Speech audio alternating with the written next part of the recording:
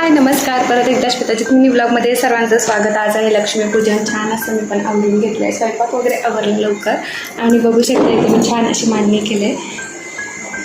तर चला मी कसं लक्ष्मीपूजन केले हे तुम्हाला नक्की दाखवतो।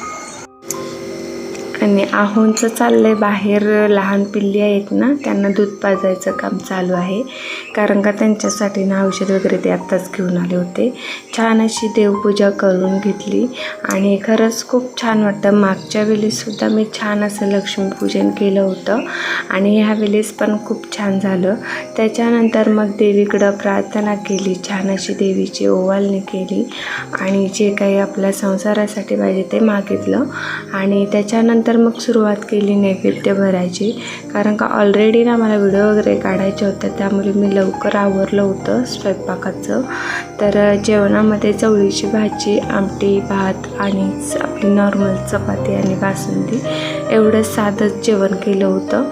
कारण कल्ली गोड आता घरामध्ये कसं फराळाचं भरपूर असतं, त्यामुळे ऑलरेडी आपलं तोंड बोलताना गोड झालेलं असतंय, त्यामुळे असं थोडंच तिखटच असं केलं होतं जेवण मी। आणि खूप छान वाटतं ज्यावेळेस आपल्या मनाप्रमाणे सगळं काही घडत असतं आणि तसंच काहीतरी आता आयुष्यात आपल्या घडते, त्याबद्दल तर खरंच खूप मी स्वामींची बोलतात ना ऋणी आहे आणि लक्ष्मीचं पण सुद्धा बोलतात ना आशीर्वाद आहे। तर मी कायम सांगेन की जी आपली घरातली बायको ही आपली मेन घरातली लक्ष्मी आहे, तर तिचा आदर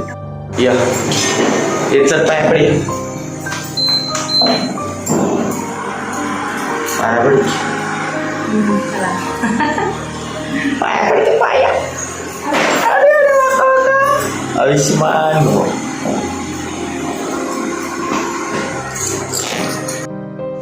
तर हे बघू शकता, अशा प्रकारे मी देवीला नैवेद्य केलेला आहे।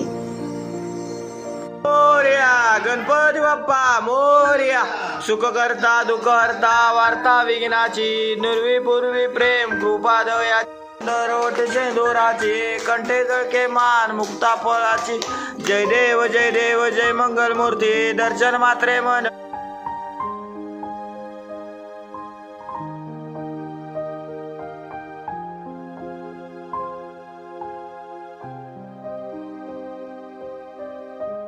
तर सर्वांना हॅप्पी दिवाळी। आणि हा मिनी व्लॉग तुम्हाला आवडला असेल तर नक्की लाईक करा, कमेंट करा आणि सबस्क्राईब तर नक्की करा।